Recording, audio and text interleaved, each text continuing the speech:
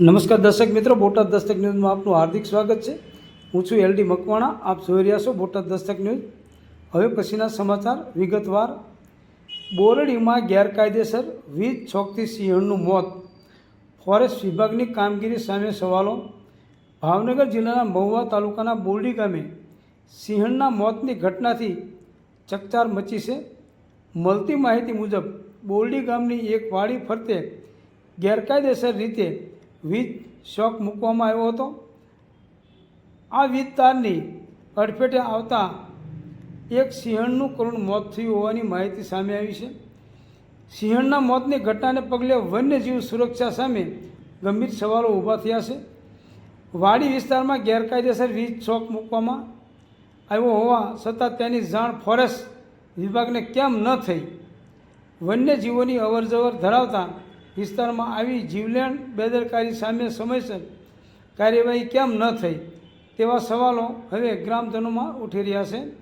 સ્થાનિકોમાં આક્ષેપ છે કે જો વન વિભાગ દ્વારા નિયમિત પેટ્રોલિંગ અને દેખરેખ રાખવામાં આવી હોત તો કદાચ આ સિંહણનો જીવ બચાવી શકાયો હોત। સિંહણના મોત માટે જવાબદાર કોણ?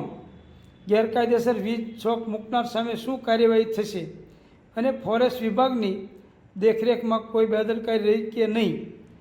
હવે સમગ્ર મામલે વન વિભાગ દ્વારા નિષ્પક્ષ તપાસ કરી જવાબદારો સામે કડક કાર્યવાહી કરવામાં આવે તેવી સ્થાનિકોની માગ ઉઠી છે। Reporter Akil Charaniya, Mahuva, Botad Dastak news, LD Makwana, Botad. તેમના મકવાણાભાઈ કરીને છે જે 3 વર્ષથી ભાગું રાખે છે અને બનાવવાળી જગ્યાની જો વાત કરીએ તો અહીં આગળ વીજ કરંટ ગેરકાયદેસર રીતે વીજ કનેક્શન કે કોઈ જાતનું મીટર અહીંયા ઉપલબ્ધ નથી, પરંતુ ગેરધોરણે વીજ કરંટ અહીંયાથી વિદ્યુત પ્રવાહમાં પસાર કરી લાકડાના ખૂંટા ખોડી અને 2 તાર અહીંયાથી પસાર કરવામાં આવેલ છે। ડાયરેક્ટ L1 લાઇનમાંથી પસાર કરેલું, જેમાં ગત રાત્રિ દરમિયાન વન્ય પ્રાણી માદા જીવ સિંહ 1 ઉંમર વર્ષ આશરે 5 થી 9 વર્ષનું અકુદરતી રીતે મૃત્યુ નિપજાવવામાં આવેલ છે। આ બનાવ સંબંધિત વન વિભાગનો સ્ટાફ સ્થળ ઉપર આવી સરકારી પંચોની હાજરીમાં FSL અધિકારીની ટીમ તેમજ વેટરનરી ઓફિસરની ટીમ તેમજ અન્ય વન વિભાગનો સ્ટાફ સાથે રહી આ બનાવવાળી જગ્યાએ ઝીણવટભરી તપાસ હાથ ધરતા અહીં આગળ સિંહ જે માદાનો મૃતદેહ પડેલો હતો તે તારની નીચે પડેલો જોવા મળેલ છે અને આ જગ્યાએ પ્રાથમિક તપાસમાં એવું ખુલવા પામેલ છે કે ગેરકાયદેસર ઇલેક્ટ્રિક્યુશન ચાલુ રહેવાથી આ વન્ય પ્રાણી માદા જીવનું મૃત્યુ થયેલ છે। આગળની ધોરણસરની કાર્યવાહી અર્થે મૃતદેહને એનિમલ કેર સેન્ટર ગેબર્સ ખાતે લઈ જવામાં આવેલ છે અને આગળની તપાસ અમો દ્વારા ધોરણસર ચાલી રહી છે। આ તપાસમાં મદદનીશ વન સંરક્ષક શ્રી પાલીતાણા શેત્રુંજી વન્યજીવ વિભાગની હાજરીમાં મુદ્દામાલ તપાસના કામે હાલમાં કબજે કરવામાં આવેલ છે। FSL અધિકારી સાહેબ શ્રીની હાજરીમાં, અમારા વેટરનરી શ્રીની હાજરીમાં મુદ્દામાલ તમામ તપાસના કામે કબજે કરવામાં આવેલ છે અને આગળની ધોરણસરની કાર્યવાહી હાથ ધરવામાં આવી રહી છે। સર, આ ઘટના કેટલા વાગે બની?